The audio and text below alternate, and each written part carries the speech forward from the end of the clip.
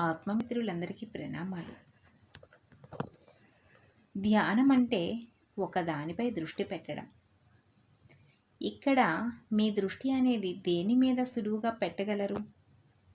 అసలు దేనిపై దృష్టిని నిలిపి ధ్యానం చేయాలి అంటే కొంతమంది మంత్రజపంపై దృష్టి పెడతారు, కొందరు హృదయస్థానంపై దృష్టి పెడతారు, మరికొందరు కనుబొమ్మల మధ్య దృష్టి పెడతారు.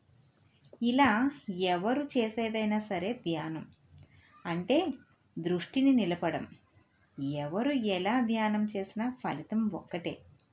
కానీ కొంతమందికి కొన్ని సాధనలు కష్టంగా అనిపిస్తుంటాయి. ఏ సహాయం లేకుండా ఒకే దానిపై దృష్టిని నిలపడానికి ఇబ్బంది పడుతుంటారు. శ్వాస మీద ధ్యాస అనేది అతి సులభంగా అనిపిస్తుంది.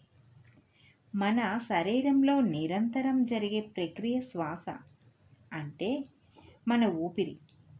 అటువంటి నిరంతర ప్రక్రియపై ధ్యాస ఉంచినట్లయితే ధ్యాన సాధన అనేది సులువుగా అనిపిస్తుంది. శ్వాస ఎలా వెళ్తుంది, ఎలా వస్తుంది, శ్వాసను మనం లోపలికి ఎలా తీసుకుంటున్నాం, బయటకి ఎలా విడిచిపెడుతున్నాం అని మన సహజమైన శ్వాసని గమనిస్తుండాలి. అంటే మనలో నిరంతరం జరిగే సహజమైన శ్వాసని మనం గమనించినట్లయితే ధ్యానం సులభం అవుతుంది. సులభమైన ధ్యాన సాధన చేయాలనుకుంటే శ్వాస మీద ధ్యాస ద్వారా మీ ధ్యానాన్ని సాగిస్తారని కోరుకుంటూ మరో మంచి వీడియోతో తిరిగి మీ ముందుకు వస్తాను.